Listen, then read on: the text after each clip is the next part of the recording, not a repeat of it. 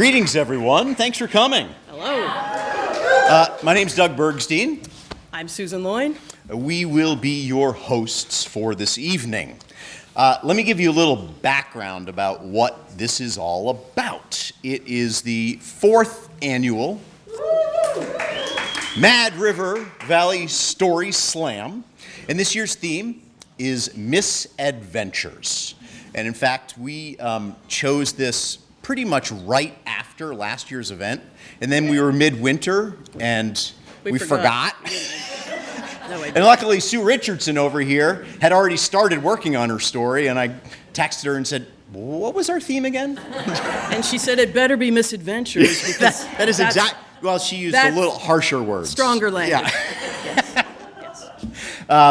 So luckily she reminded us. This whole thing started 4 years ago, obviously, when our good friend Jessica Tompkins, who was working for the Mad River Valley Food Shelf, and said, we need to do a fundraiser. It was during COVID, and we have gone to Moth Stuff together before and thought it would be a good idea. And so the first year we did it online, and it was a success. And the next year we did it in person, still kind of very much in the midst of COVID. And we had about 20 brave people in the audience. And here we are a couple years later, and they're 60 strong. Yeah. Woo! And Susan, I'm going to hand these notes over to you, is going to give us a little information about how our storytellers, who have all been pre-picked, they knew they were coming. They knew they were coming here to tell stories. And Susan's going to explain how we got to this point. Yes, thank you, Doug. So unlike the Moth, where you have to sit in the audience and you may or may not get called up, we actually proactively asked people to send us a sales pitch and leave a voicemail on our phone line, and then we had a series of workshops. So I just want to say that telling stories is such an important part of our humanness, right? It's such an oral tradition that we have, and it allows us to really create that intimate connection with other people, which is pretty cool. And I have always enjoyed telling stories, so it's a great opportunity to meet community members. So the process for this is it has to be true, and not that anybody's going to fact check, although we might, because let's face it, we know many of you, so that didn't happen. But it has to be a true first-person story that broadly fits our theme, right? So different interpretations of that theme, right? And so we always say to people, write your story, read it out loud, as Doug said, to anyone willing to listen. That implies that their stories may not be worth listening to. And one of the things that's hardest for me, I know those of you that know me know this to be true, I'm a little verbose at times. Can you speak up a bit? I was going to ask you, how's it? I was going to say, can you hear me? We're not hearing you. Okay. I was saying that those of you that know me know that I'm a little verbose, and so one of the things that storytelling teaches you is to kill your darlings, if you remember this from your English class. So you might have 20 pages of a story, and when you get to Doug and I for our workshop, slash and burn, baby. So we have to really be tough on people because the details really have to support the story that you're trying to tell. So the idea is your story should fall between 5 and 7 minutes. So all the while you're building that, you're trying to honor the arc of the story. So you need your desire and your setback and where's the conflict and the climax and the falling action and the resolution. So all of which is to say this is incredibly difficult, much harder than it looks. And so these are your friends and neighbors. They've worked really hard on these stories. So give it up for all your brave friends that are willing to share a piece of themselves with you tonight.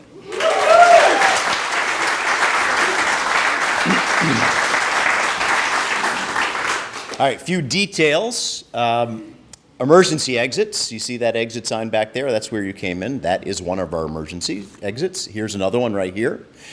We are going to have an intermission, and at intermission there is going to be food in the lobby, and that food was provided by the Interfaith Council, and so all donations that you leave there will go to the Interfaith Council. And bathroom is also in the lobby. If you need to use the restroom during the show, please use that one during intermission. We do have a couple more back here, and just wander backstage. We'll We'll direct you in the right way. We will give you the correct directions to get to where you need to be. Wow, that was tough. Let's see. You only paid $10 to get in, right? Some of you didn't even pay that. But should you feel inclined, the Valley Players is your community theater, and we take donations of all sizes. $10, $10,000, whatever you feel like. So there's these envelopes out there, and for the millennials out there, so this is really cool. We have these things called checks that, and you stick the check in the envelope, and then you lick it. You have to lick it, and then already has the address. You put it, it's called a stamp. You put it up here, and you put it in these blue mailboxes. It's really cool. No matter where you are in the world, it will find its way back to this mailing address. It's awesome. Thank you in advance. What else? Oh, there's a lot going on in this theater, by the way.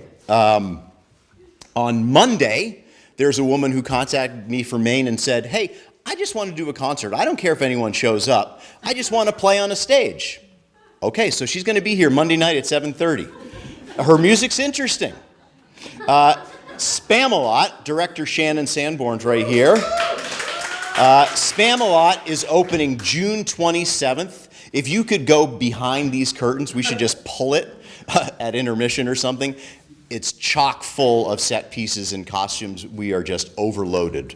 So that's opening June 27th. Dirt Road Theater is doing some children's camps here for 2 weeks in July. 10 Fest for 2 weeks in August. Ruth Ann directing Agatha Christie's The Mousetrap, opening October 4th. All kinds of stuff going on. Never a dull moment. Please turn your phones off right now. We're going to start. Everybody ready? All right. It is my privilege to introduce our first storyteller. Everyone loves traveling with friends, right? Mostly. You get to share in the decision-making, and you get to experience things with people you like. Susan Loynd, who was standing right here a few seconds ago, of Facein, is going to share her experiences traveling abroad with a young friend. The name of her story is called, oh boy, I forgot to practice with her. Here we go. Fuel Fiasco at the Dordogne, a kayaker's tale in Perogue. There you have it. Please welcome, put your hands together, Susan Loynd. You've already been there. Best travel companion ever. In the summer of 2018, I met a young man, Joshi, who had just graduated from high school. We were in a gay pride theater production together over in Randolph, and I knew he needed to be in my life. I mean, he was a little slower to accept that. But I invited him to come see Mamma Mia 2 with me, and I knew when I bought the big bucket of popcorn, and he knew every word to every song, as did I, and we started singing it, that we were destined to be together. He and I have been traveling together for about 5 years. We've been to New York City, we've gone to Broadway, Washington, D.C., we went to England and Ireland and Scotland, and we've always just had this connection. We've seen drag shows and karaoke, and we've performed, and he's silly, and he's gracious, and he loves me, and he doesn't ask me for as much money as my daughter. And I love him for that. And last summer, we both got cast in A Streetcar Named Desire in the south of France, which was a bucket list thing, but that's another story. After the production was over, we decided that we were going to go kayaking, and Josh found us this really cool place. It was about an hour away from where we were staying. And this is another thing I love about him. He is really good at technology. So he had the GPS, he can find his way around the subway, he knew where we were going. And when I turned to him and said, "This is amazing, Josh, but it appears we have no gas," he said, "That's not a problem. I've calculated that we can drive at least 50 miles. And I said, "Well, how many kilometers is that, Joshi?" And he said we'd be fine. So I tried to relax as we passed every single gas station in civilization on our way to go kayaking. I wasn't really nervous until the fuel light came on and there were no more gas stations. We ended up in an empty field getting ready to go kayaking, and I was like, okay, well, we made it here. It's gonna be fine. And we walked over to get our life jackets and all, and there were a group of people, probably 40 people, and the guide was instructing them in French, which made sense because we were in France. And he, like 20 minutes of like skulls and crossbones and big red X's and whitewater things, and he was telling them like when to, what they had to do and how they were gonna survive. And he looked at us and said, English? And we said, and he held up a red sign and said, look for the red sign. And then he walked away. You know those old movies, the Godzilla movies, where they say, and the translation is run? It's kind of like that. So we walk over to the edge, we get our kayaks, we each had a kayak, and we walk over to the edge of the embankment, and it's a 10-foot drop, and it's a chute. Think of Splash Mountain, chute, directly down into the water. So I said, best travel companion ever. You go first. He goes straight down the chute, squealing like a girl. Directly into the water. The first 2 feet of the kayak goes straight down into the water and then snap back up. He gets drenched. I find this hilarious. And immediately start disrobing, because I didn't want to sit in my wet clothes for the next 6 hours. I was lucky enough to have the waterproof container in my kayak. So I took off my sandals, I had our wallets, our cell phones, and off we set, and it was gorgeous. It was one of those perfect days. The sky was blue, we saw weeping willows, we went past vineyards, there were castles, there were moats, there were cafes, it was amazing. And suddenly we started seeing obstacles in the river that were probably part of the French explanation. There were little chutes and ladders and portage things and signs we didn't understand. We got out our Google Translate and knew we were fucked. And you had the choice of doing the hard way through the little rapids, or you could curve around and take the easy way out, which of course we did. So we found a French family that were stuck. They were literally beached on a concrete pylon. And there were 2 British folks behind us. We were the only ones that got the English translation of, run, red sign. We stopped and got out of the kayak. I stopped and got out of my kayak with the 2 Brits to help this family. And when I looked up, Josh was gone. I'm on a river, mind you, in a place I've never been to in the south of France. And he ditches me on the river. So at first, I was a little panicked, and I started calling out his name, and I'm kayaking. The British folks thought this was hilarious. And I get all the way back I saw the red sign, that was good. I mean, I didn't know if he was in the bushes, if he'd drowned, I didn't know. I get back, and he's got this shit-eating grin at the top of where we pull the kayaks out. And I said, Josh, what the hell? And he said, I had to pee. And I said, okay, 1, you're a man. Just whip it out over the side. What's happening right now? And 2, we are in the middle of the woods. Like, what? Why did you go 6 kilometers back to where our car was to pee? And he's like, I don't know. So I'm annoyed, but we get in the car, and then I remember we still have no gas. So we start driving, we find a gas station, we pull in. I'm so annoyed at him, I'm sitting in the passenger seat, maybe sulking. Those that know me know that to be true. And I hear him banging the hose on the side of our rental car. It's like banging away. And I'm just like, don't get out. You're gonna lose your shit. It's not gonna be pretty. And then I hear the fuel start to go in, and I glance over, and I see 3 pumps. Diesel, diesel, diesel. Our car was not diesel. And I did lose my shit. And I whip open the door, and I'm like, what? And he gives me this kind of sheepish, what?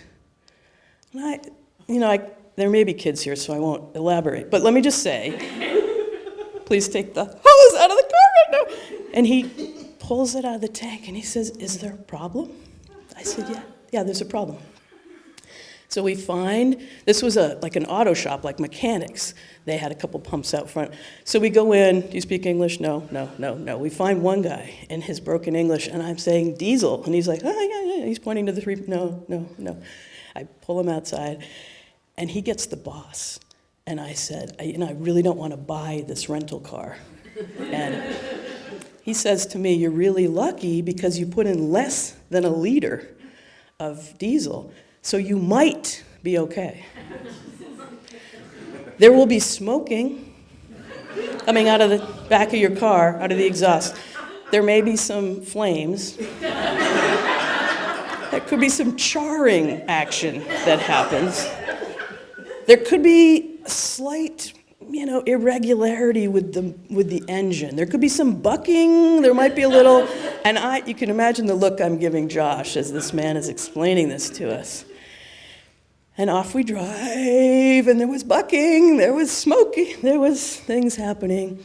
And we drove away. We had to Google another gas station. We found another gas station which was completely unattended. I'm talking tumbleweeds, like no human beings around. But the pumps were all turned on, and we thought that was a good sign. So we went and put gas in. And as I was driving back, I was thinking of all of our adventures together. I got locked in a porta potty once, and he tried to save me. We had ridiculous things where we were traveling with my daughter who missed the boat, and Josh and I laughed about that. We had all these adventures together, and about halfway back to our villa, I realized he really was my best travel companion, and I really appreciated his graciousness and sheepish grins. And he actually really made me laugh at myself and enjoy the trip despite the smell of diesel as we drove away. And I'm meeting him in Italy next week, so everybody wish me luck.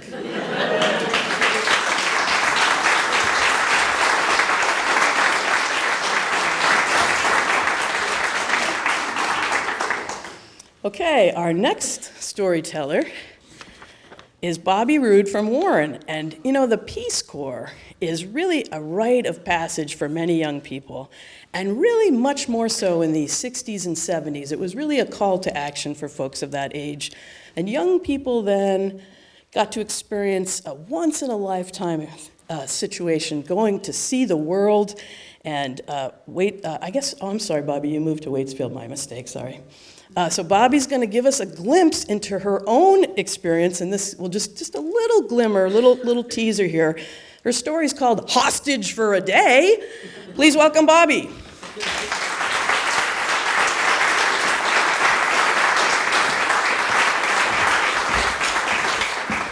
Does the site work for you?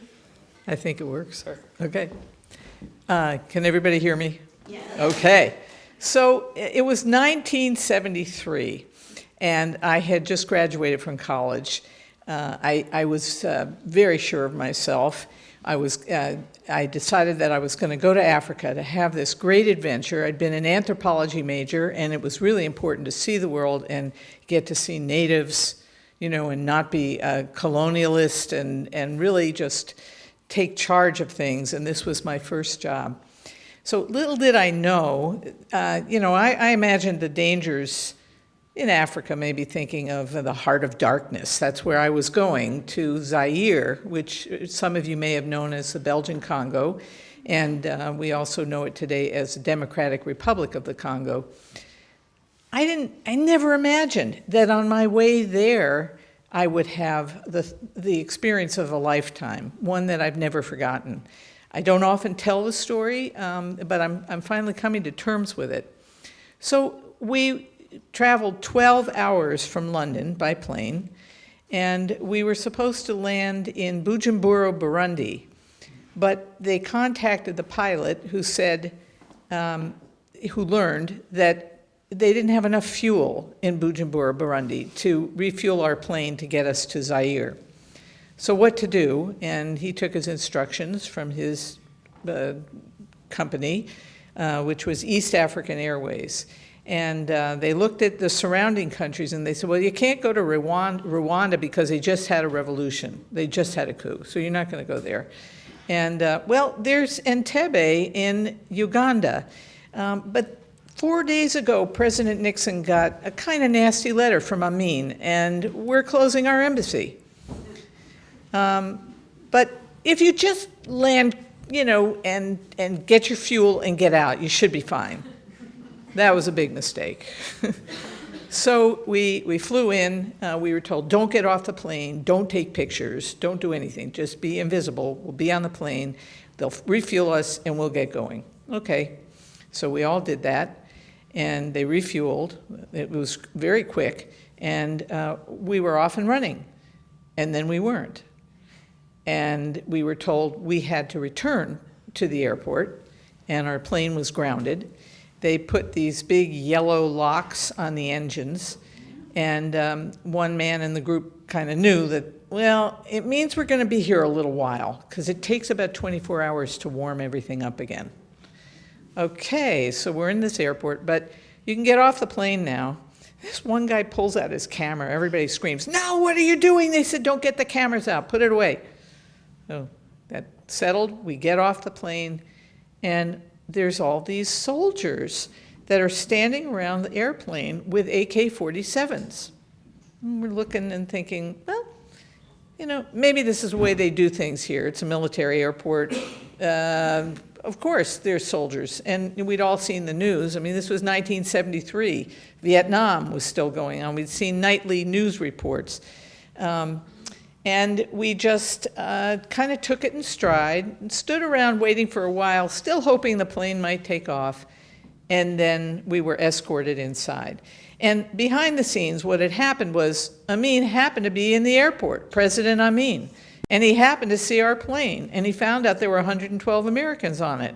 And he decided we were up to no good. We might be mercenaries. We might be Zionists.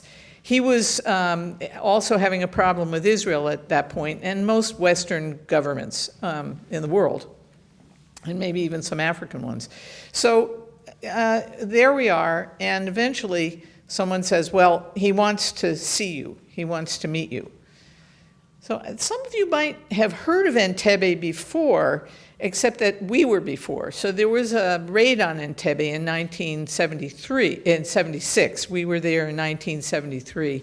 And the raid involved Israeli commandos coming to rescue 40 hostages.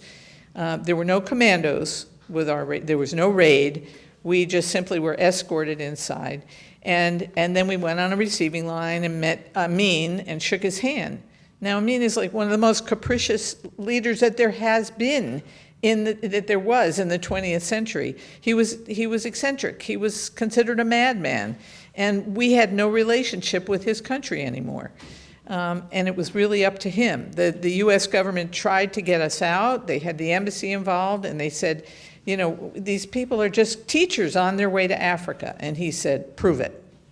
So they had trouble proving it the way he wanted. And then he said, well, he sent a telegram to a couple of his compatriots around in surrounding countries, and was waiting for the response. In the meantime, we're in this airport lounge, and there's not much going on there, just us.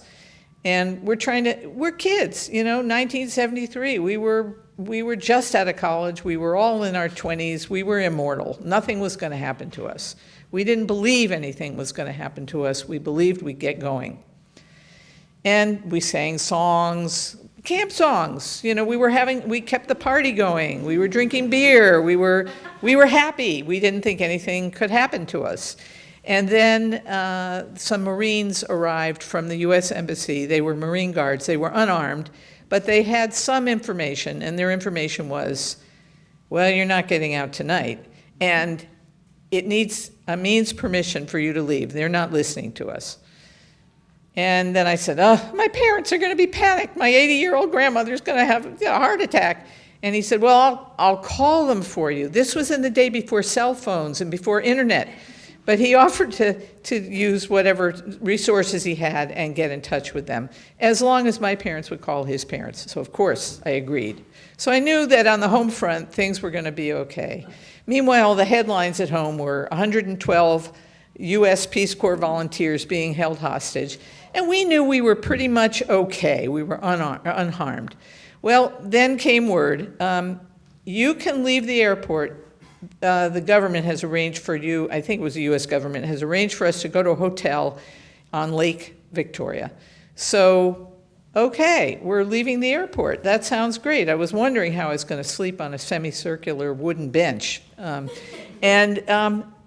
then all of a sudden it occurs to me, wait a minute, we've been safe in the airport, but now they're taking us someplace else.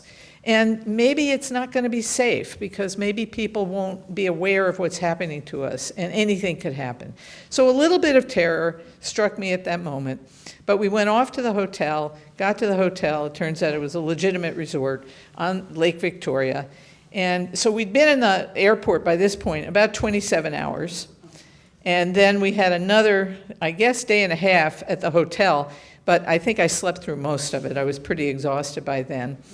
And then the next morning I woke up, counted my fingers and toes, everything was still intact, I was okay, we were okay, we headed back to the airport, and yes, we'd been given the release, we were gonna be able to leave. It was several hours before we actually left while they got everything ready. And then we went on to Zaire and to our Peace Corps placements, and everything was fine. And I really didn't think about it again until '76. But I also learned after the fact that there had been 114 Peace Corps volunteers in Uganda the year before, and the U.S. government took them out after one of them was killed at a roadblock. So I think we were pretty lucky that we didn't know. And I'm here to tell the story. Night.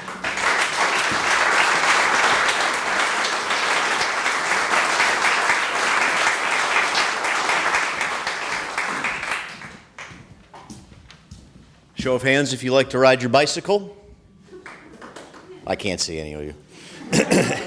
But I'll bet Pat Travers raised his hand. So biking across the country is not something for everyone. But those that try it have great tales to tell. Camping under the stars, meeting new people, seeing the United States up close and personal. Siobhan Travers of Waitsfield has a different version of that kind of experience, and her story is called My Nightmare Bus Ride Across Montana. Please welcome Siobhan Travers. See you, Mark? Okay, that's spectacular. You can get a little closer. He says I'm too loud. Okay, I'll try. So 3 summers ago, my husband, Pat, and I decided it was time to bicycle across the country from Seattle, Washington to Washington, D.C. I'd gotten this Rails to Trails magazine, and it was promoting the Great American Rail Trail. Said it was open. I thought, fantastic, this is a safe way we can finally do this. Turns out only 53% of that trail was finished, meaning the other 47%, we'd be on the shoulders of roads. Nonetheless, when we got to Missoula, Montana, we were without trail. 600 miles we would have to go from Missoula, Montana to the next rail trail in South Dakota. Should have been a piece of cake, but no, there's no shoulders on the roads in Montana. And people drive 80 and 90 miles an hour. And it was over 100 degrees and showed no sign of getting any cooler. And I didn't want to do it. So, option B, Pat found us an all-night bus that we could take to South Dakota. The bus company would not take our bicycles, so we had to have them packed up and sent via FedEx. We took our 6 panniers and we ran across the highway, and we got our tickets for the 10 p.m. bus that night. When the bus and the bus driver arrived, I was a little worried. The bus driver was a bit overweight, in his early 40s. He was sweating profusely, and he was struggling to breathe. I did not see this as a very good sign, the start of this journey. So the bus got pretty full, and we headed down the interstate. We got to Butte, Montana, and some people got off the bus, and you could get off, and you could use the restroom. People took a smoke break. 2 new passengers got on the bus in Butte. One was carrying 2 6-packs of Coca-Cola. He was a rather large gentleman. The other one was carrying 2 quarts of Colt 45 in cans. He was a very tall, muscular, scary-looking person. So we got going again, and sure enough, that guy downed those Colt 45s as quickly as possible and just trashed the cans on the floor of the bus. And within a few minutes, he started laughing and getting really loud, and then he shouted, "Vagina!" Guess he wanted to stir us all up. Well, that didn't feel so good to some people, so this young man got out of his seat, ran up to him, and with his fists ablazing, and he said, "If you don't shut up, I'm gonna punch you out." This gentleman didn't care at all about getting hit by this guy. He just kept yelling "vagina" over and over again. This meant the entire bus now is in an uproar, and people are standing up, and they're running around, and I gripped Pat's hands because I thought we were either going down some dark ravine to oblivion, or, there was going to be a brawl. So the bus driver said, "Get up here right now and sit next to me." And of course, this man said, "Fuck you, I'm not getting up here." But we all pushed and encouraged him to get to the front of the bus. And finally, he went and he sat down. We had some peace and quiet, which meant I could hear the 2 young men behind me. And they were talking about the prison in Billings, where we were headed next. Turns out one had already spent time in the Billings prison, and he was telling the other guy who was on his way there how to behave while he was in prison in Billings. So it's now 4:30 in the morning, and we get close to Billings. But that guy who had also drunk the Coca-Colas, 2 6-packs, he needs to use the restroom on the bus. But for some bizarre reason, all these passengers blocked him. They stuck their legs out by their seats, and he just couldn't get to the toilet. Again, I thought maybe things were going to go down bad, but he just walked back to his seat.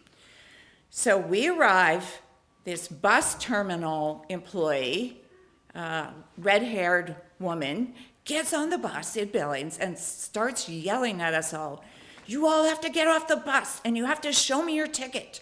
I want to make sure you're going where you're supposed to be going." I felt like a criminal, and I hadn't even done anything wrong. Well, in Billings, the bus drivers changed. And the new bus driver, who was elderly, took one look at the guy who'd been drinking and said, "You are so not getting on my bus. In fact, you need to get out of this terminal right now." Well, that man didn't want to take that, but he did. He finally walked away. He left the terminal. Pat and I were like thrilled. We're like, "We've got a bus driver who knows how to set limits." So we moved up right behind the bus driver because we thought, that's cool. He tells us that he was a former American Airlines pilot. He retired, got bored at home, and decided to drive a bus. We get into Wyoming, a section of Wyoming, and there's a stop, and I look across the parking lot, and here comes this young man. His hair's all stringy and disheveled. His jeans are all ripped. He's walking very sadly, and he's carrying his guitar case. Puts the guitar underneath the bus in the baggage, and of course, he comes back and sits right across from me. Now, by now, I'm exhausted. I'd been frantic.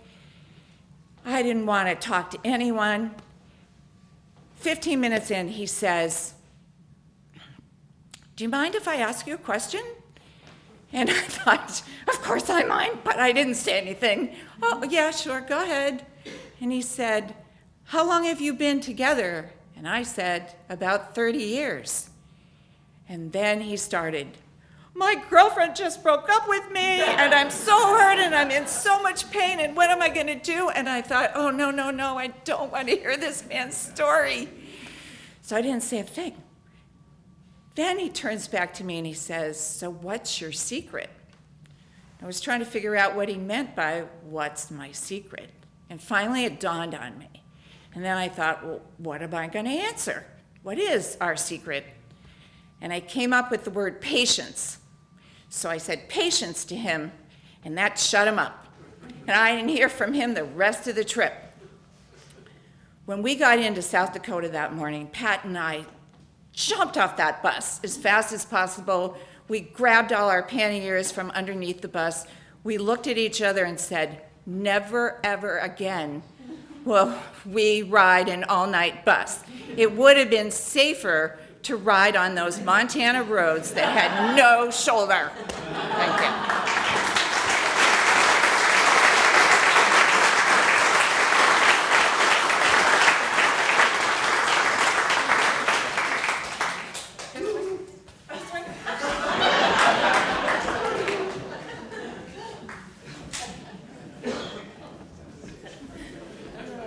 That's funny. Okay. Who doesn't have stories from their wedding day? I'll tell you who. Me. Just kidding. Or other important celebrations. All those important people in one place. All kinds of wonderful feelings being shared. In Knots and Notions, a wedding day comedy of errors, Marcy Robinson of Warren is going to go into the details of the day she tied the knot. Please welcome Marcy.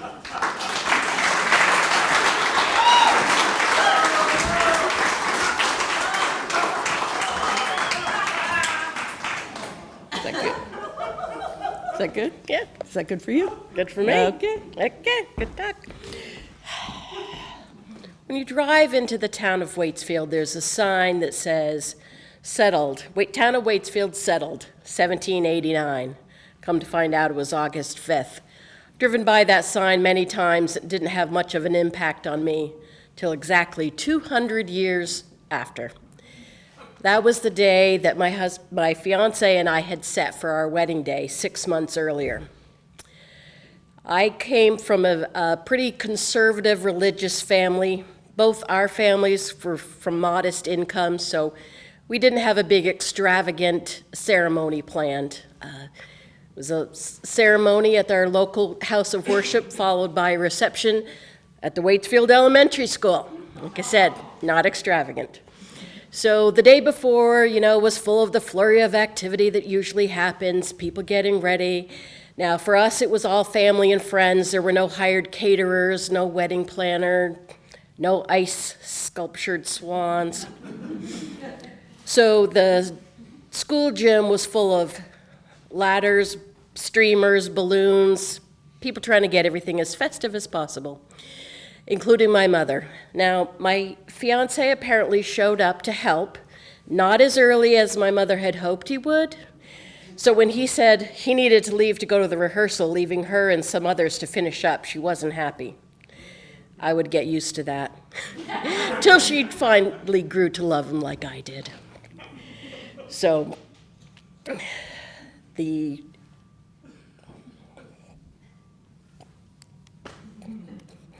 lot of things happened that day. It would be nice if I could remember them at the moment. So we went to the rehearsal. Yes, that's what happened, which was it worked, except for all I could do was giggle. I don't know why. The next day, all I could do was cry. So that went fine. We went back to the best man's house for the barbecue-themed dinner. Nice house, big wraparound deck where everybody could be. The steaks, the chicken, the burgers were all set for the grill. There were snacks, and desserts, and as often, more food than people. So everything was fine until the rain started, and it didn't stop. So everyone had to be inside closely. It was nice and cozy. Greg, the host, in his full rain suit and umbrella, carrying trays of meat out to the grill, cooking, returning in, dripping, hand off a tray, pull back another tray. That worked until the heat of the grill and the cold rain became incompatible, and the glass window to the grill shattered. I don't know if we ever paid him for that. One person who wasn't at the rehearsal dinner was my brother-in-law, George. And he had volunteered to make dozens of gallons of homemade blackberry ice cream, which was wonderful. He also volunteered to long spit roast a side of beef to serve at the reception. So that was set up at the back of the elementary school. Of course, it rained there too. So he had to set up a tarp system in order to keep the beef covered and to give himself some shelter through that long, cold, rainy night. Then the next morning, finally the rain had stopped. My grandmother called me and said, "You know, everything's going to be okay. It's good luck for it to rain on your wedding day." Now, then there are other people who say that a rain on your wedding day means a lifetime of tears, so I'm glad she didn't call with that message. So she was the person she had a great love of family and learning and books, and come to find out she was a pretty good high school basketball player, although I could never have imagined that. I just knew her as mother of 10, grandmother of dozens. So obviously all family gatherings were automatically large. And she had this innate ability to win at whatever card game we seemed to be playing, even when she fell asleep during the middle. There'd be conversations, and all of a sudden there'd be a pause. Whose turn is it? Oh, Kay, it's your turn. Oh. And win. So I didn't question her that day. I just said, "Thank you, I love you, we'll see you and Grandpa later this afternoon." So that was fine. Then what I found out was that the road of my in-laws had also washed out with the rain. So George had to leave the beef situation, go back home to fix the road so my fiance's family could even get to their son's wedding. I drove into town. Unbeknownst to me, the town of Waitsfield bicentennial parade had been delayed by 2 hours. So as I approached town on my way to get my hair and my nails done, which had been gifted to me by a friend, I'm stopped by the sheriff, who says, "The road has just been closed for the parade." I tried to explain, "This is my wedding day. I need my hair, I need my nails fixed." He was unsympathetic. So with a lot of fury and tears, I turned around in the school parking lot, maybe with some squealing of tires, but I didn't care. He was busy directing traffic. And I went back home. So, you know how on a really hard rainy day and afterward it's so clean and bright and fresh? This wasn't one of those days. It had to be 90 and 80% humidity. I didn't call my grandmother to say, "What does this mean?" But everything was hot and dripping. We had found out that the shirt sleeves to my husband's tuxedo were too short. So they insisted that they FedEx a new shirt, but of course a Saturday delivery could only go to certain places, certain physical addresses. My aunt lived in Montpelier, so my father was assigned the task of going to pick up the shirt at my aunt's house, rush it back here so that Joe could change into it before the wedding. So we both arrive at the church. I can see my father over in the other room with the groomsmen with his handkerchief. I just need to cool down. I just need to cool down. And I had arrived with my mother and other bridesmaids for our final preparations. I also had to fix my hair, of course, now on my own. And turns out I had plenty of time to do that because what my mother had with her, even though she had sewn my dress, my flower girl's dress, and at least one of the bridesmaids' dresses, was my headpiece, along with her scissors, her thread, and her needle, because it wasn't finished. So she was busy hand sewing, and I'm like, okay, what time is it? It's 10 of 3. Ceremony is supposed to start at 3. All right. I look over, no, that's not going to happen. So waiting a little longer. What time is it now? It's 3:05. Okay, well, when you're on the interstate and you're going 5 miles an hour over, nobody cares. So I figured, it's okay, we're still good. Next thing I know, it's 3:20. Still not ready. All I can hope is that everybody upstairs, including my fiance, is still there. So then I decided, okay, that's it. I can't do anything about this. I'm just going to take a deep breath and wait. When it's done, we'll get up there. So 30 minutes late, 3:30, my father walks me down the aisle. I've never been to another wedding that was 30 minutes late. But the rest of the day seemed to go pretty well. Everybody was happy. Everyone smiled. We danced. We ate cake, even though the fondant was just a little bit melty from the humidity. And I did learn that day that you really do have to take things one day at a time, one moment at a time, from the rain and the sun, the smile and the tears and everything in between. So come this August 5th, 2024, I'll say, happy 235th birthday to the town of Waitsfield. And to my husband, life partner, best friend, happy 35th anniversary. I love you.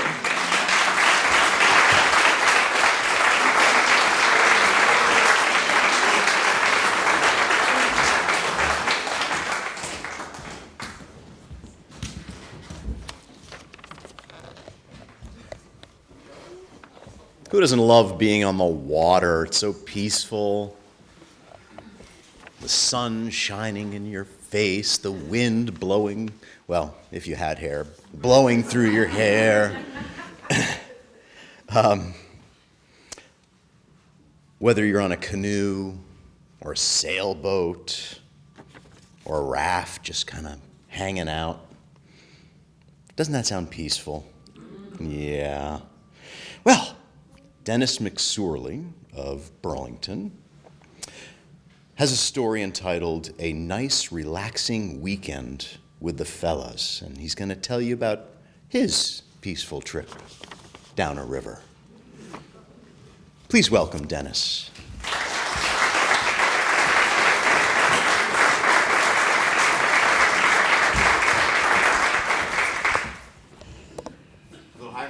Nope. So in 1794, Daniel Skinner took some timber on a raft and went down the Delaware River, wherever you take timber, in 1794. And he did that a lot, and he built a house there. And the way things go, they named a falls after him called Skinner's Falls on the Delaware River. The Coast Guard rates this a Category 2 whitewater area, and 1 to 5. 1's nothing, 2's not so bad, and it goes down the line like you've seen the movie Deliverance. That's a 5. And so I get the boys together. We're from Queens, We met each other from Dead concerts in the playground and different girls on the subway and the beach. That's how 6 degrees of friendship. And some of us are married, some of us have girlfriends, but we decide, let's just do a little guys-only trip. It's 190 years after Danny went down with the falls, and we get these canoes. They drive you up onto the Delaware. They drop you in your canoes, and your cars are gone. So we're outdoors when we know what to do. So we have folding chairs, flip-flops, bad sneakers, no shorts, maybe a poncho, a cabin tent or two, a sleeping bag. But basically, we have a lot of alcohol, a couple of cases of Boone's Farm Twist Tops, fruit-flavored, still popular, and a couple of bags of weed, which was like $25 an ounce back then. So we're all set. So we alight onto the river, and we're just paddling along. Mike and I, boxcar Mike's with me, Herbie 57 Variety Heinz, Heinz, and Herbie Blaze Welch, who's a New York City fireman, Cool Chris, and the mouse, Bobby Sheriff, always had a good-looking girlfriend, never saw the same one twice, and 2 other guys named Stan and Greg. They have no nicknames. So the So we're all loaded up, and we head into the Delaware, and we're just going to paddle along. Our goal is maybe, I don't know, 30 miles. What could go wrong? And so we're paddling along about an hour or so. It's a beautiful day, and maybe an hour and a half. And we're doing all right. It's me and Mike. Mike's in the front, and it starts to drizzle a little bit, and then it rains a little bit more. And now the clouds are coming in, and now it's really raining. Now it's raining like an automatic car wash, and the wind is blowing in our faces so that if you paddle one forward, you're getting pushed back up the river. We're not going anywhere, and there's nowhere to go. We don't know where we are really. So we pull the canoes onto this siding, total downpour of wet leaves and stuff. We turn the canoes over, and we're on freezing and shivering as it gets dark, and there's a thunderstorm happening. And Michael, my canoe partner, has just come back to Vietnam. He's been through 2 monsoon seasons. He's thoroughly pissed off that we can't even strike a match. It's raining so hard. We can't even, so we wake up, everybody's kind of grumpy, and it's a beautiful day. So we get the canoes back and we head on. And we're looking for a clearing because we have to sort of get ourselves squared away and start drinking. And there's an opening, and we get to the opening, and there's like two couples, and they're playing Scrabble.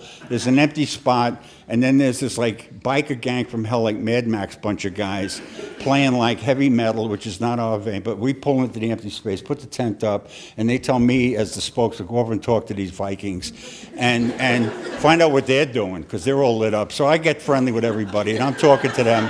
And by nighttime, they're putting lighter fluid on a fire and driving their motorcycles over the top. So the next day, the deal is, let's go try this Skinner's Falls thing. And Mike's like, excellent. Now, not everybody wants to do it. They're starting to chicken out, and also they're very stoned and very hungover. So Mike and I go, and it's almost like these infinity pools. Like all of a sudden, there's the fall. So the story on Skinner's Falls, in case you didn't know, now you're going to know, is that every year there's a Boy Scout place nearby, and at least 60 Boy Scouts go to the hospital with compound fractures and dislocated shoulders. No helmets and those. They know nothing. You're just in the boat, and it's terrible. And now that all that rain, this thing is like pumping. So we get over and we pull the canoe in, and we do a couple of joints, and we're down there like we're Mohegans, and we're watching what's going on, and I'm looking, and we're seriously, not talking, very quiet like, and I'm watching these canoes, and they're getting through, and there's a huge boulder, and it looks like that somebody hit that, and they were, a couple of them flipped, and I said, Michael, now, when we see that, let me know, because I'm in the back, all right? You're the front. So we back paddle. And now once you get into this thing, it's a quarter of a mile long. There's no turning around. There's no brakes. So we get into the chute, and I'm waiting for Michael to tell me where the boulder is. And he just yells out some like army crazy shit and puts the paddle up over his head. And he's like, yeah. And he's like laughing like that, and we get through.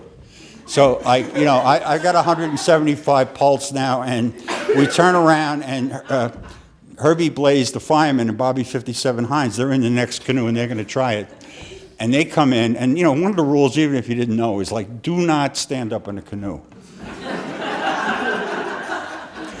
So they're shooting that. Bobby's in the front, Herbie's in the back, and they come through there, and the front of their canoe drops with Bobby in it, and on the drop down, he stands up. And as he stands up, he just is kind of looking around for, it's like frozen time. And then he sits back down, catapulting the back of the canoe and sending Herbie Welch right at us. And their canoe just goes like, and it's all, and there's a chair floating and flip-flops, no sign of these two guys at all. And Michael and I decide we have to shallow dive and get the weed, which is in a Ziploc bag before that gets wet. We find the bag, we come out, and Herbie's denture has been broken out. He's bleeding. Bobby Hines is crying. And we go back and report what has happened and embellish the whole thing. Most of the guys are like, they're not interested. By now, they're fatigued from all of the drinking and hanging out with these Vikings and all of this crazy stuff. So the next day, we continue our little trip, but everybody decides they're going to portage around this thing, these little chickens, and we go around that thing and get back into the water, and we go. This is Sunday now. This seems like a week, but it's only been like, 48 hours, and we've run out of steam. We're city mice. We don't belong at this thing at all, And so we're paddling along a little bit more. It's a beautiful day, but we're like exhausted. So we see a landing to go in, and we pull in, and there's a bar, and there's cars, and there's people talking like nothing happened, buying postcards in this place. And we go in there, and there's like a Knick game on TV. We order some drinks. We make a pay phone call. We drop the dime in and call this place and say, it's us. Can somebody come get us? And they show up with a van. They pick us all up with all of our junk and put it in and drive us to our cars. And we decide to go home. This story's been embellished a million times since that time. I've lost track of all those guys. But, you all have a mom, right? And you're supposed to listen to your mother. And she'll tell you that. And she'll tell you, I'm always your mother. Don't forget that. And that trip, we found out that our mother, Mother Nature, taught us quite a few lessons that day about being prepared, about looking before you, and about working together with other people and being nice and being kind and enjoying yourself. So that was my relaxing weekend with the fellas.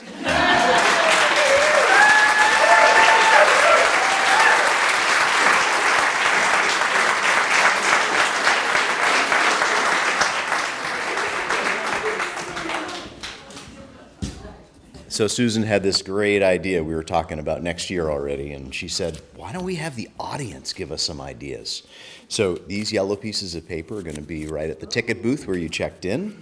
This hat will be right next to it, and there's some pencils and pens that I'll put out. And if you have an idea for a theme for next year's Story Slam, please put it in the hat, and the board will look at them all, and maybe we'll have 10 years worth of story themes mapped out ahead of us. So enjoy the cookies and drink, and if you need a bathroom backstage, someone will help you find it. See you in 15.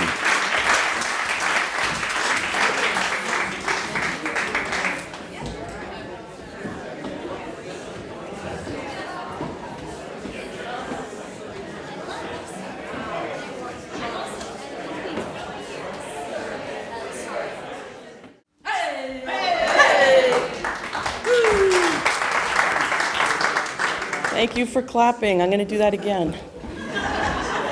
Okay. How cool was the first act, people? Woo! That was amazing. That was amazing. All right. So we have some themes here, a lot of travel themes here in these stories. Road trips are a theme here. Road trips are really essential for the young to feel free. Hitting the open road, not knowing where you're going, and not really caring. Well, you should know a little bit of where you're going, the general direction. Wheels of Love, a road trip romance by Bridget Edwards of Winooski tells the story of one of her special road trips. Please welcome Bridget.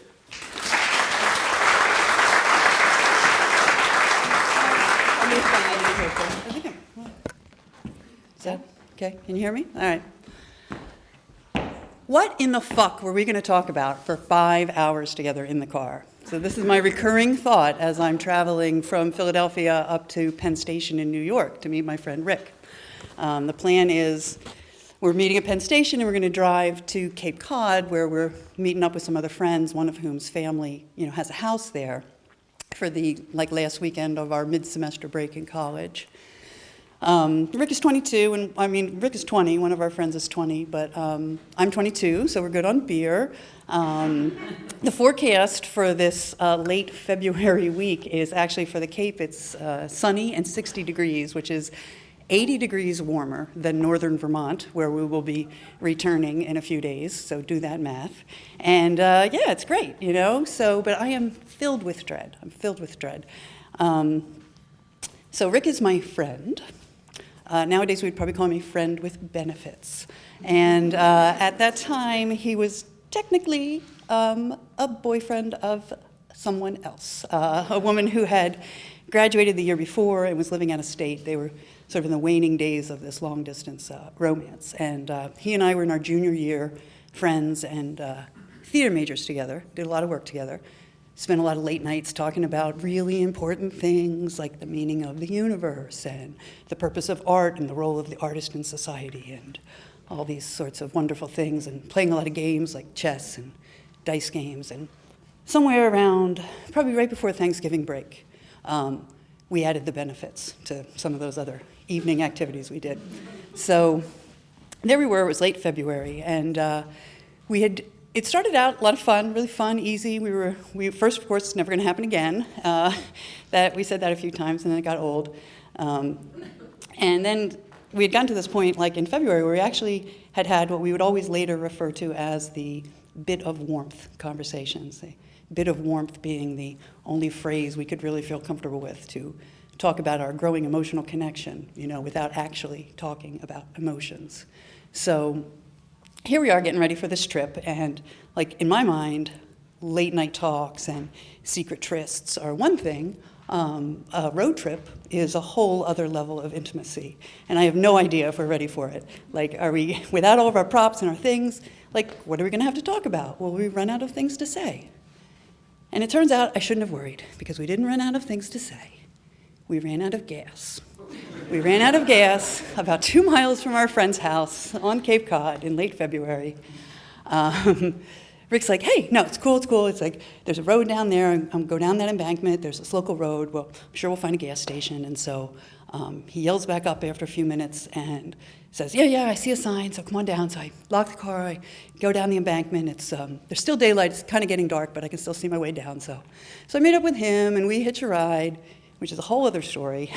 We hitch a ride to the gas station, get the can, get the gas, climb back up the embankment, stick our thumbs out again, and this time we get a ride back to our car with like an honest-to-God family in a station wagon with wood panels, and it's wonderful. They take us to the car. They offer to hang out with us, make sure we're good. We're like, no, we're fine. You've been so nice. Thank you so much. So they go on their way, and Rick puts the gas in the car, and he says to me, toss me the keys, Bridge. Oh, no. Yeah, exactly. And I say, I don't have the keys. Yeah, you have the keys.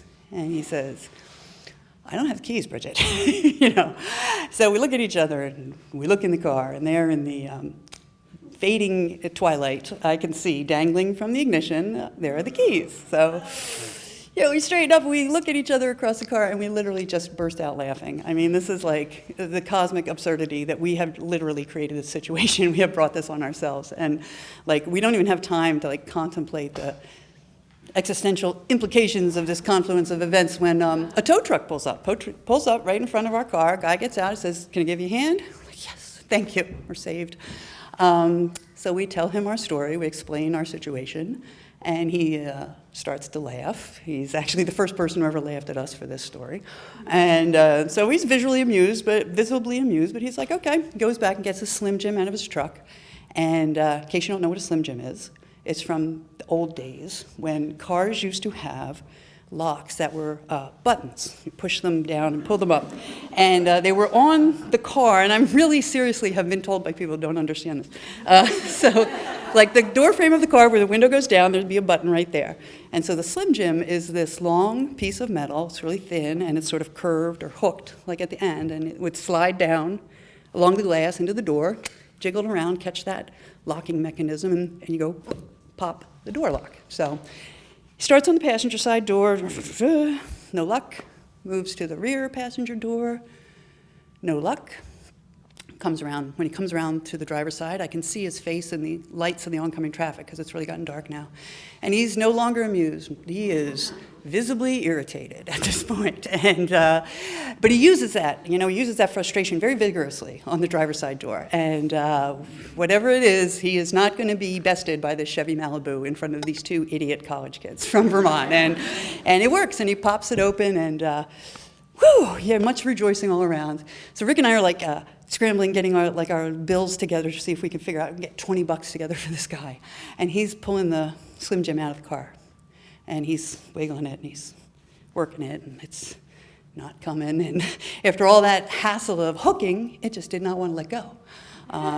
He said, yeah, it's yours now. He takes the cash and he takes off. And that's fine. You know, we make it to our destination with no further incidents, and we have actually a beautiful weekend. It's like amazing. We are out enjoying the anonymity, you know, of the empty off season at the Cape. And we walk around, we hold hands, we sit on the beach and we lean up against each other. We get to kiss outside in the sunshine, and it was great. You know, there were other people there with us, but really what I remember most are those sort of all those little stolen moments that he and I had together. But then it's back to school, back to the real world, late nights, artificial lights, all that. But things change, as they do, and over time, briefly, we do become an official couple. We have a first date, and not too long after that, we were back down at the Cape. Same house, same friends. And it's about 7 weeks since that first time that we were down there. The Slim Jim is still stuck in the driver's side car window. We call it Excalibur at this point. And, but everything works. Like the door works, the window, the locks, everything's fine, you know, until the day we're going back to Vermont from the Cape. And of course, this day, it is not 60 degrees and sunny. This day, we are going to be driving north into snow and sleet and some freezing rain, and I think hail was in the forecast. So we're getting ready to go when Rick rolls the window down, and it shatters. Whatever was holding all of that in its equilibrium just let go. And we're covered with glass. It's Sunday afternoon, off season. We're not going to get this fixed. We have to get back to school. We got class. We got rehearsal the next day. So we start with plastic. We tape plastic over the window and start driving, but that's like making the worst sound I've ever heard. So that doesn't last long. We settle for just hats and scarves and wool blankets that our friends had given us before we left the Cape. And we turned the music up loud, and we shouted to each other over the music and the sound of the rain and the wind. And it was like, all in all, a really miserable situation. But all, honestly, I do remember is the laughter. And those were the first of several, like thousands of miles of road trips we took together. And as it turned out, we never ran out of things to talk about. Thank you.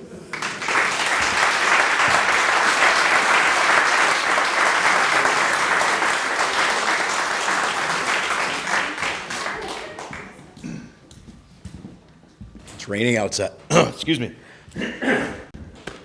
It's raining outside. Anybody notice? Nothing worse than getting caught in a rainstorm, especially when it's unexpected. Whether you're going out for a walk, bicycling, driving, or out in the open water.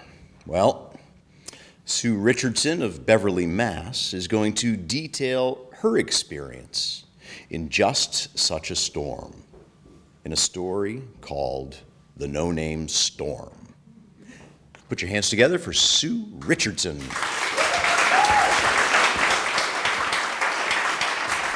Oh, look at that. Me. Thanks, Doug. Okay. It started on late October 1991. I just started working at the New England Electric Power Plant as a fuel handler and heavy equipment operator during second shift. Now, typically, at night, we would push coal along the coal pile for one of our jobs. Another job that we had was to deal with the oil and coal ships that came in. We would have to help dock them, moving the mooring lines and hook those up. Or if it was an oil tank, you had to, an oil ship, you had to take this boom and wrap it around the oil ship. Now this boom looks like this gigantic orange, this sausage wrapped in orange. And what it was used for was protect the environment in case there was an oil spill. So, yeah. So anyways, we're in the middle of this really bad storm. This is a subtropical storm at the end of October, and even the meteorologists were just dumbfounded by the storm because by November 1st, it turned into a Category 1 hurricane in the Gulf of Maine. So this is like unheard of to have a storm this big to start as a hurricane that far up on the East Coast. So, let's see. The Canada Hurricane Center had reported a wave height of over 100 feet off of Halifax from one of their bull reports. The shipping villages along the East Coast, along the North Shore of Massachusetts, got hit the hardest. 100 homes were destroyed in the storm. There were 13 casualties. 6 of them was Gloucester fishermen that were killed that were sunk during the Andrea Gale. So during this time, there could easily have been 2 more casualties. So we're working. We had to work both the day shift and the night shift working together, and the harbor master and the shift supervisor had called us down to the dock to unload this the oil ship that was at the dock. This harbor master wanted the ship to go out into the harbor and dock there, drop his anchor there, because he didn't want it smashing up against the dock and destroying it. So we're like, okay, but who's going to go out in this dinghy to take this boom off? And all of a sudden, the shift supervisor hands me this survival suit. It's this big, huge one-piece jumpsuit that you have to jump into, right? And it's oil slicked, and it's like, okay, I'll put this thing on, but I'm like, I don't know what I'm doing here, but okay, I'll do it. And I'm like, but who's going to be running this boat? And all of a sudden, I realize I'm going out with the biggest moron on the planet. I'm like, oh my God, you're kidding me. Here I am, I'm going out with Dipstick Rick. I mean, this guy is he's such a tool. And he's the senior guy on the whole shift, right? I'm like, oh my God. I saw this guy one night bet and lose his whole paycheck in one hand of poker. And I'm looking at him like, Rick, what are you doing? He goes like, oh, it's a sure bet. I'm like, the only sure thing about it was his wife was going to kick the crap out of him when he got home. Oh, it was bad.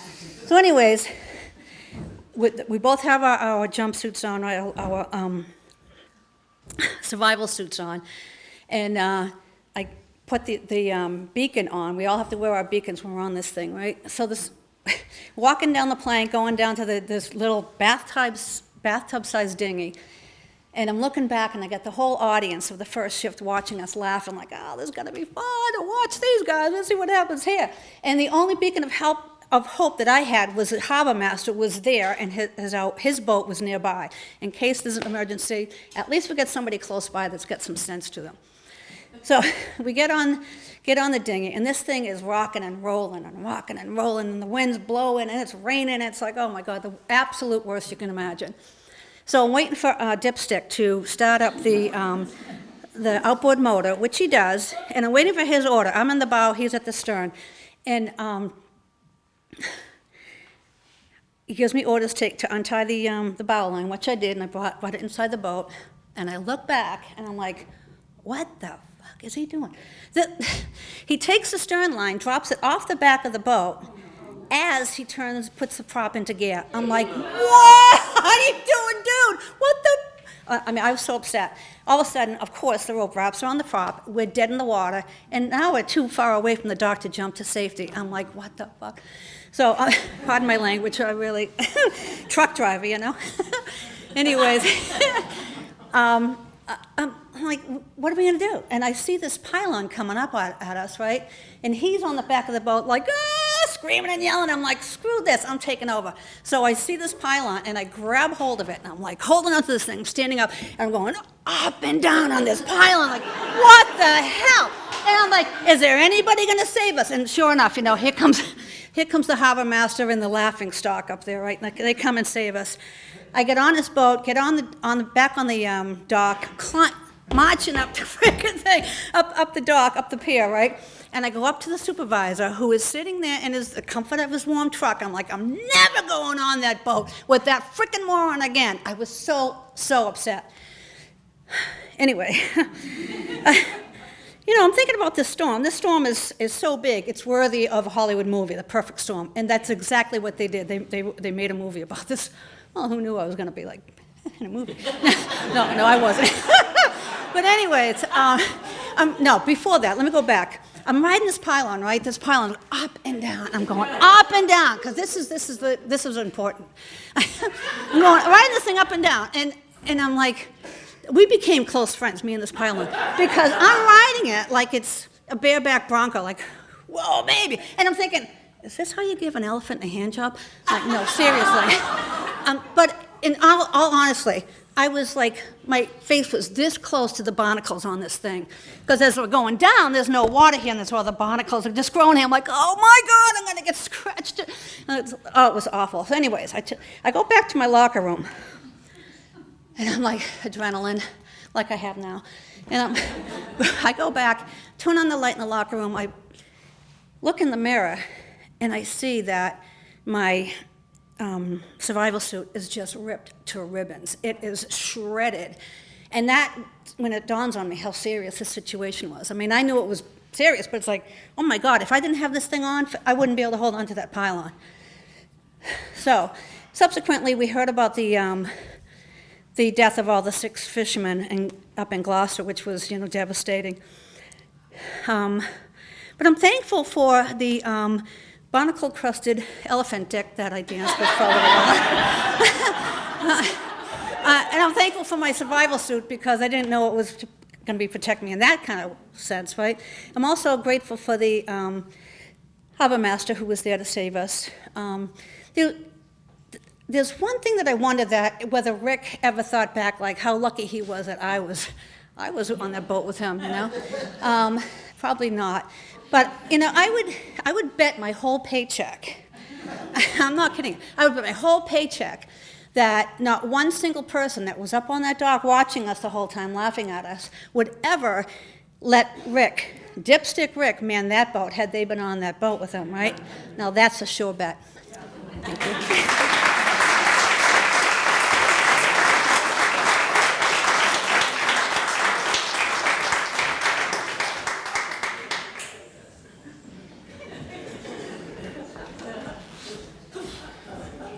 Now that is a visual.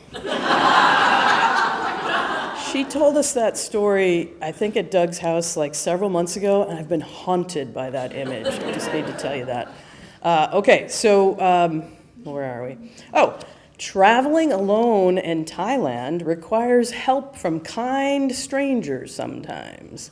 Mr. Tingley for All Your Travel Needs by Loretta Pontillo of Milton tells us that you never know who's going to help you and when. Please welcome Loretta.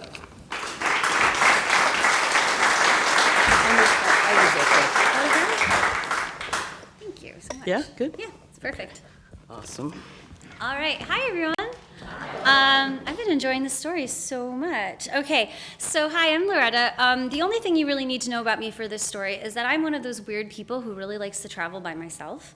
I really enjoy it. You rock up somewhere, you don't know anybody, you don't know what's going to happen. It could be good things, could be bad things, could be bad things that lead to good things, you never know. And that's kind of what this story is about. So yeah, I went to Thailand. There was a reason it involved a guy. If you really want to know, ask me sometime. But anyway, once that part was resolved, I was like, you know what? I'm going to get out of Bangkok and I'm going to go to this little island called Koh Chang, right? So unfortunately, during the journey, at some point, my phone, very irresponsibly, I think, hurled itself out of my bag and onto the ground somewhere. Not my fault at all, but now I was without a phone.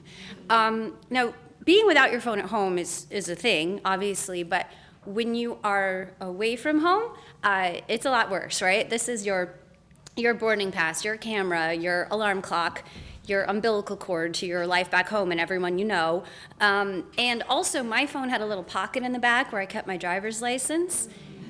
And also there was, just to put salt in the wound, there was a little sticker on the back that was from my improv theater in New York, and like it was irreplaceable, and I was just like, but okay, dust yourself off, like don't let this ruin your whole vacation, right? So I went out and I bought a little crappy tablet that had Wi-Fi, that could connect to the internet anyway, no data, but it could connect to the internet when there was Wi-Fi, and it was gonna be my kind of like phone away from phone, and it kind of could do things phones can do, I guess, sort of. And I was just like, I'm gonna try to enjoy myself, right? I'm gonna go, I'm gonna learn a couple words of Thai. I learned how to say hello, which is sueti ka, and I learned how to say thank you, which is kapun ka, and everything else was in English, which is fine. And then, just having fun, eating the pad thai, having adventures. And then a few days later, I'd moved on to Cambodia. Strong recommend, by the way. And I get a weird message on Facebook Messenger on my crappy tablet that's just a photograph of my driver's license and a comment that says, "Is this you?" And I was like, yes, what is going on? Turned out this man had found my phone at the airport in Bangkok and had decided to take it home with him to Bombay, India. And I was expecting maybe this is some sort of ransom situation, but no, he genuinely wanted to get the phone back to its rightful owner. He really did. He just wanted to make sure I was the rightful owner. And he wanted me to send him a photo of my passport to prove I was the same person. Yeah, no, I wasn't going to do that. So I thought about it a little bit, and I said, there's a sticker on the back, right? And I described the sticker in great detail. And he was like, all right, I believe you. It's your phone. I was like, yes, hurdle cleared. I'm going to get my phone. The only problem is that it's in India. Okay. He's like, why don't you come to Bombay? I was like, why don't we explore other options? And he said, well, I own a small company, and one of my employees is going to be traveling back to Bangkok in the next couple days. Are you going to be going back through Bangkok? And I said, yes, actually, I was. So he said he would leave the phone at this hotel in Bangkok, and that he sent me a photograph of his business card, and he said I should show the business card to the woman who worked at the hotel, and that she would know to give me the phone. And I said, okay, that's a deal. So I went out, I had some happy pizza to celebrate. Incidentally, the green stuff is not oregano. If you're ever in Phnom Penh, recommend. And anyway, so I get back to Bangkok, and it's the day. I'm gonna go get my phone back, and I have to navigate through the city with a paper map like a cave woman, and just like, what am I gonna do? And it was, 100 degrees, and there are a lot of sections of Bangkok that are beautiful, really, really beautiful, but this section was not one of those sections. And I'm a New York City girl, but I'm used to the rats when they're alive. Oh. Yeah. There were so many dead rats. So I'm wandering. I find the hotel at the end of Dead Rat Alley. Oh, God. And I go in, and I say, Suetika. And the woman says, Suetika. And that was the extent of our communication because she didn't know any English. And now I don't judge people for not knowing English. Languages are hard, man. I don't speak every language, my goodness. But she also didn't speak, charades or Pictionary or expressions of goodwill. She didn't communicate in any of those languages either. So I sat down and kind of had to think, and then I went back out to Dead Rat Alley to kind of wander around and try to think of what to do next. And I came upon a very small travel agency, and the sign said, for all your travel needs. And I was like, well, this is a travel need. So I went in, and there was a guy maybe in his late 20s, early 30s, dressed all in white with a white Yankees baseball hat on. And I explained to him what was going on, and I asked him if he could just write a little note for me in Thai to show to the lady at the hotel to explain what I needed. And he's like, no. I was like, oh, okay. He said, I'll just go with you. So he closes the whole store. I know. And he walks along with me along Dead Rat Alley to the hotel. And along the way, he's trying to distract me so I don't notice the dead rats. And I was like, way ahead of you. So this kind gentleman, whose name turned out to be Mr. Tingley, Mr. Tingley, I asked him about the Yankees hat, and he said he liked it, which is fine because I'm a Mets fan. He had no idea who the Yankees were. He just liked the hat. But yeah, we went to the hotel. He explained to the lady what was going on, and she produced from under the desk a box, and I could see my name, huge letters, black Sharpie on the top. I was like, She wouldn't give it to me because I hadn't shown her the picture of the business card yet. I was like, okay. Got out my tablet, but the photo hadn't downloaded. It was not connected to the internet. And this woman gleefully would not tell me the Wi-Fi password. Mr. Tingley opened a Wi-Fi hotspot for me. The password was Tingley. And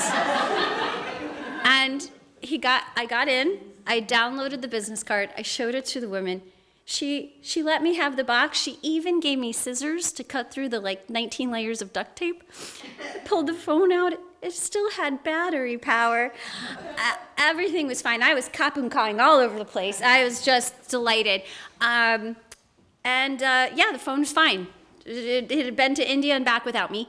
I guess the moral of the story is, number one, try not to lose your phone in the airport in Bangkok. And the other moral of the story is, for all your travel needs, go see Mr. Tingley.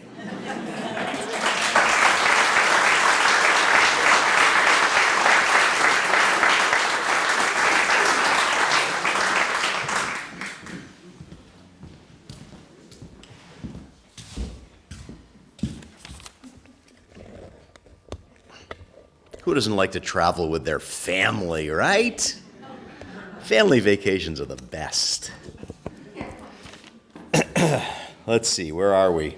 Filled with highs and lows. Someone's always getting on someone else's nerves. Sometimes it's a small thing. Sometimes the things aren't so small.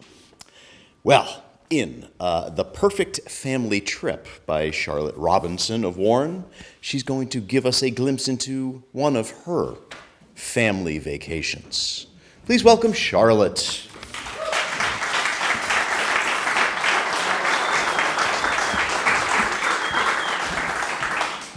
I'm feeling a little guilty because I've robbed the Valley Players of $10 because I couldn't let my grandmother come because this story's about her son and I don't really think she'd approve.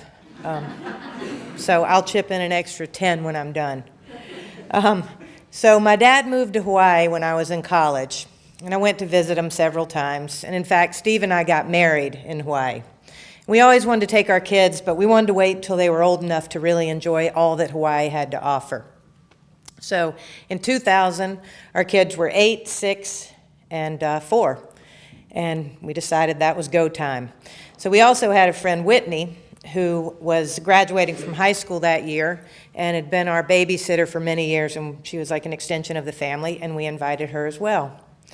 So my dad offered, first of all, I needed to share with Whitney's parents that my dad is a little bit of a character, and there may be some things that happen that she wouldn't have seen with other families. Like there would definitely be lots and lots of pot marijuana smoking, and maybe some other things, even illegal activities. But they were fine with it because they trusted us and they said, yeah, it's just fine, she can go. So Daddy invited us to stay with him, and I wasn't comfortable with that just because he's Daddy.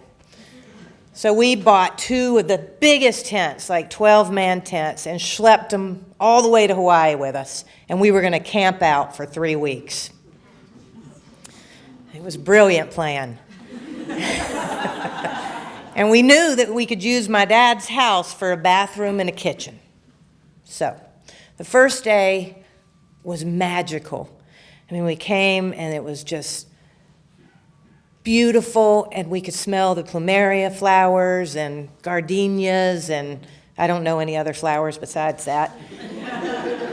But we were so excited to get to our beach, and so my dad says, it's down that way, just follow the trail, you can't miss it. So we go down this long, sandy little path that opens up into this huge arch of banyan trees. It was magical. And then when you got out of the tunnel, it wasn't an arch, it was more of a tunnel. It opened up into the most beautiful beach you've ever seen. And no one's on the beach, it's a private beach. Off to the left was the island of Maui. A little bit straight ahead and right was Lanai.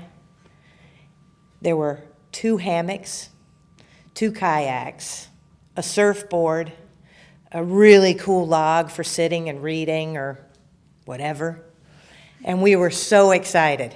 And my dad Oh, he also had a boat. So you look out and his boat was moored out, when it was just deep enough. And he had promised the kids that we would visit each island on this vacation. And the excitement was palpable. I mean, they were just busting. So the first night, we go to Daddy's house and we make a nice meal.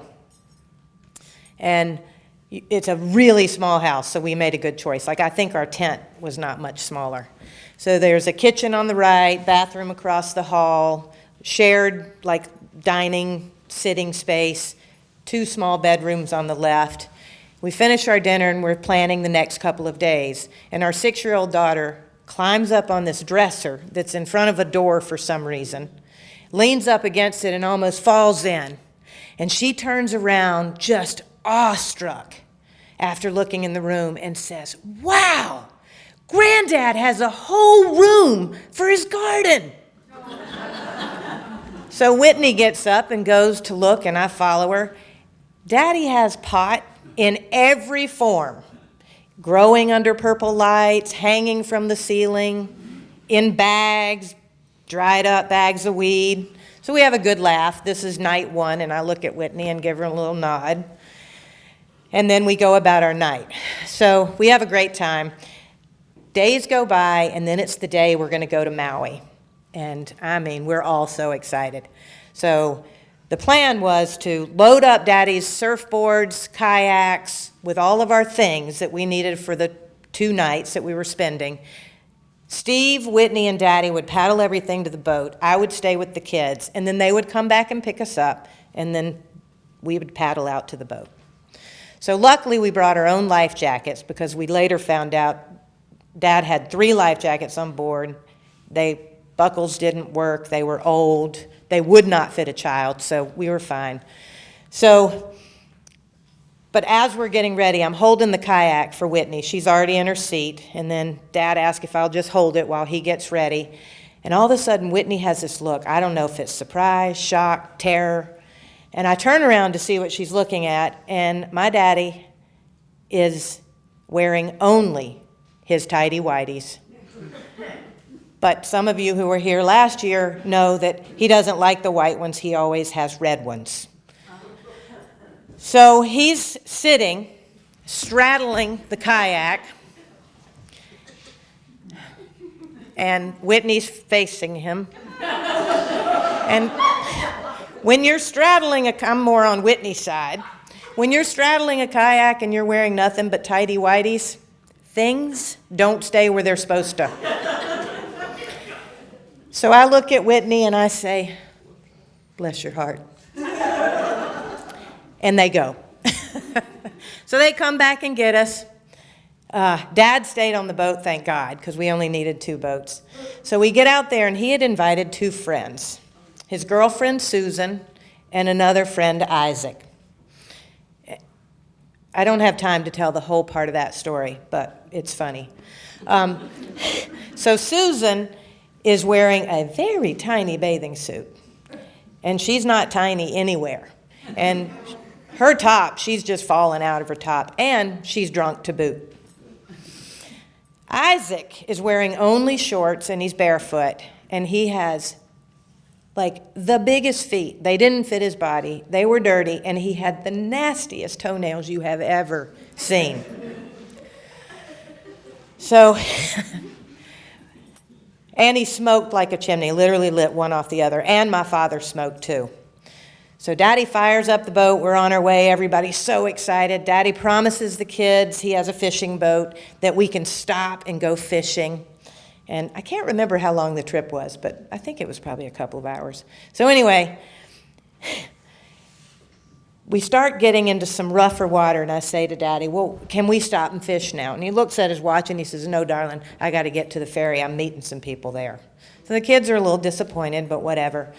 And then it starts getting really rough, to the point that Steve, Whitney, and I are starting to get nervous. Steve isn't really a boat guy, so we put on our life jackets as best we can because all the buckles aren't there and they're ripping and falling apart. And we assign each adult a child, just in case, because it's getting really rough.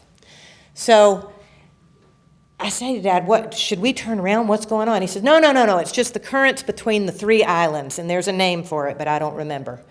So at that moment, when the boat is literally going, whoa, splash, and we're getting soaked, he and Isaac tell Susan to take the wheel, the helm, and they go out back and smoke a joint.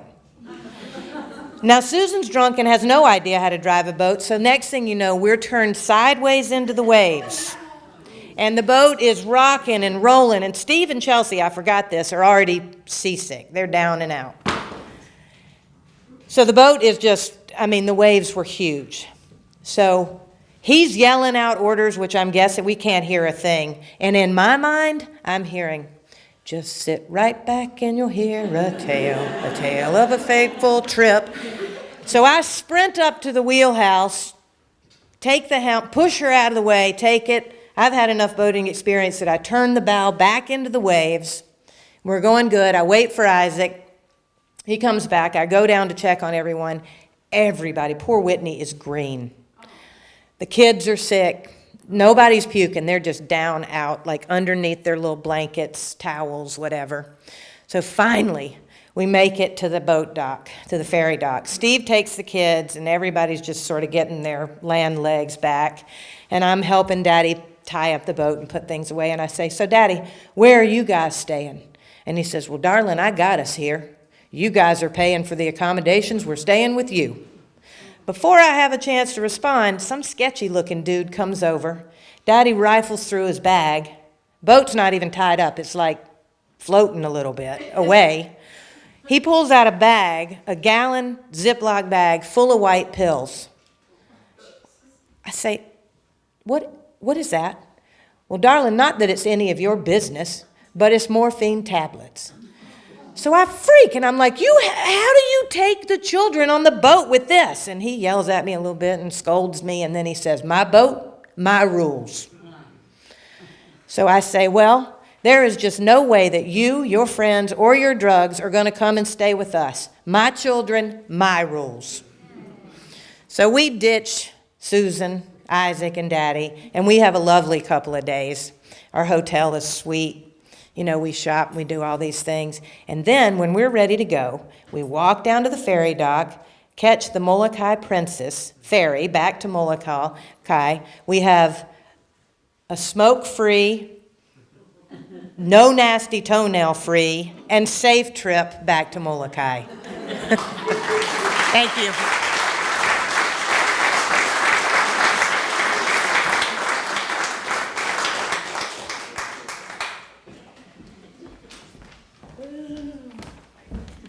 Pot marijuana. Hey everybody, we've come to the end of our evening. Aw. We have one more storyteller for you. When you were a kid, sleepovers at your best friend's house were always much better than hanging out at home. I can attest to that.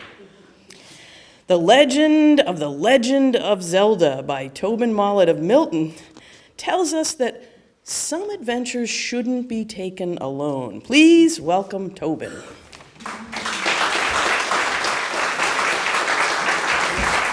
Yeah, this seems okay. Yeah, great. Hello. Oh, it's nice to be on this stage again. This is really cool. So my name's Tobin. I grew up in Alaska, Fairbanks, Alaska, and my parents were hippies. Especially my mom, she had a deep, deep distrust of a lot of commercial products. For example, microwaves. They were pretty new when I was growing up, and she thought the radiation was dangerous. Also, pajamas.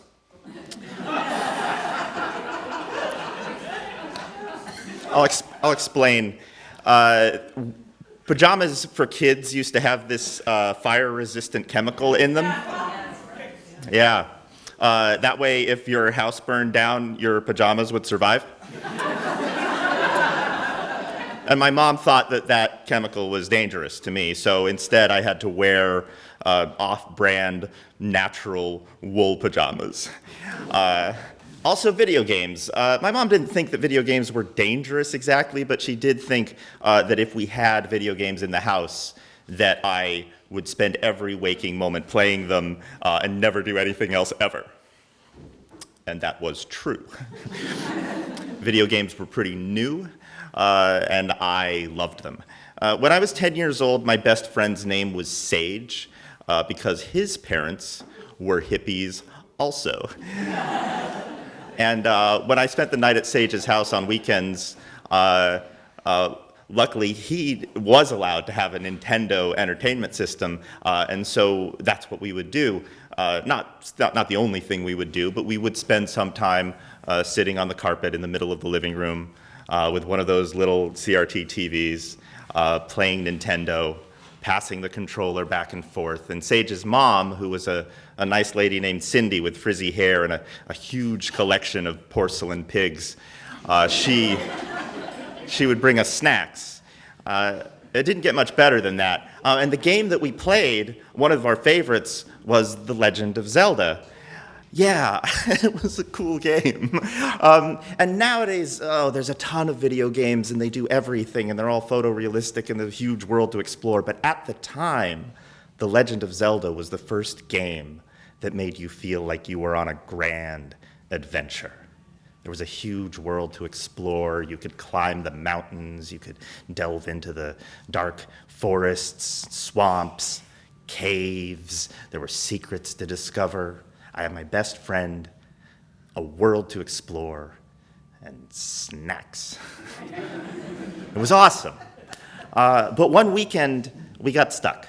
We got stuck in The Legend of Zelda on the 7th dungeon. There's 8 dungeons in the Legend of Zelda, and we were stuck in the 7th. It was full of monsters and traps, and at the very end, there was a terrible dragon guarding a very important treasure. And we knew where the dragon was, because when you were in the room next to the dragon's den, you could hear it breathing. It went, "Ow, ow." And in 3 rooms out of the dungeon, the north side, the east side, and the south side of the dragon's den, we could hear it breathing. But there were no doors to the den itself, and the walls were too strong for us to get through by blowing them up with our pouch of bombs. It was an awesome game. And so we didn't know how to get in to fight the dragon, and the only clue that we had was an old man standing in the center of a room in the corner of the dungeon, and the only thing he would say to us was, "The secret is in the tip of the nose." Now, at this time, there was no internet.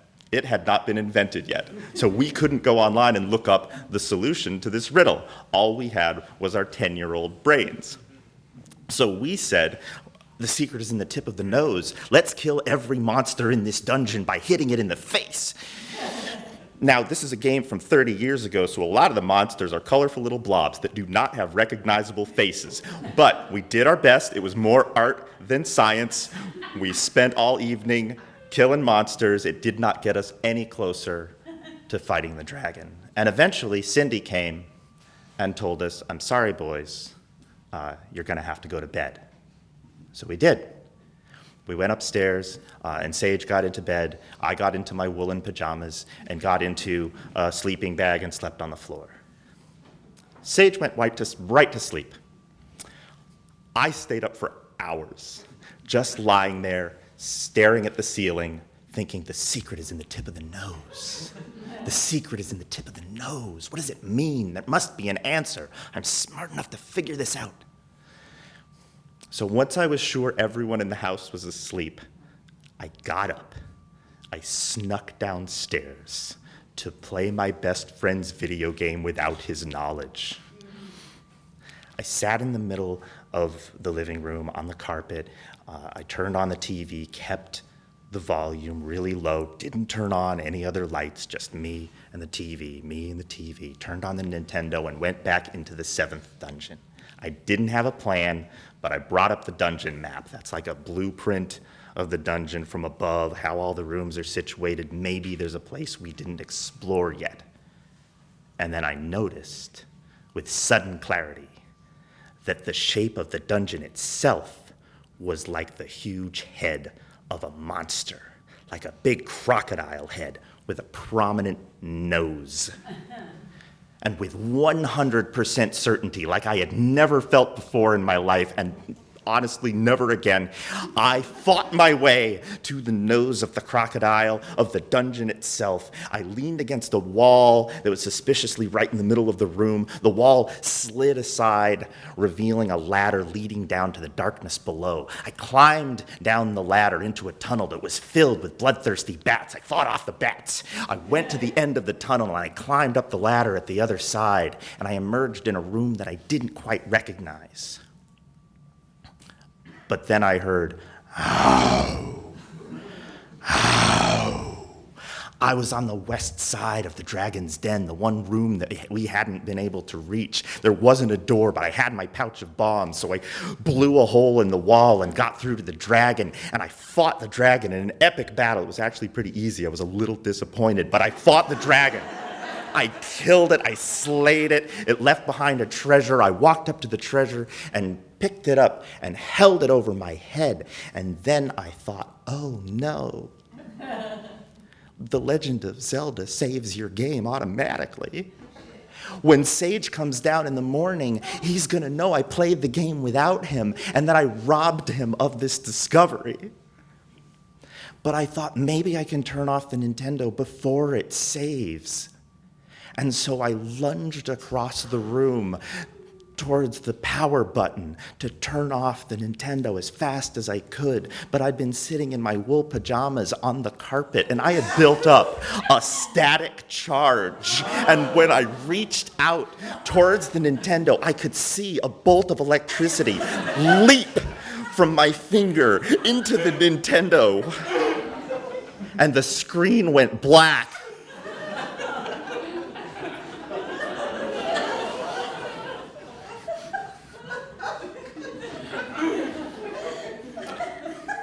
And then a few seconds later, it came on again.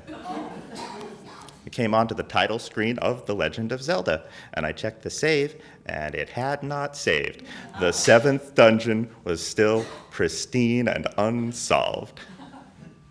So then, under the watchful and honestly judgmental eyes of dozens of porcelain pigs, I turned off the TV, and I turned off the Nintendo, and I snuck back upstairs, got into my sleeping bag, and fell asleep.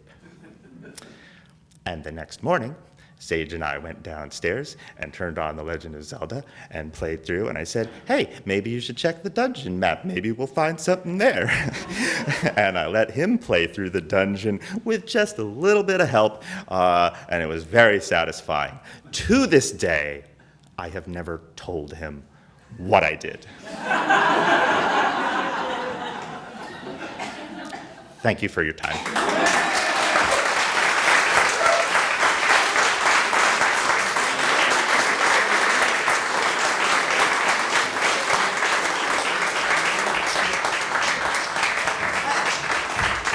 You again.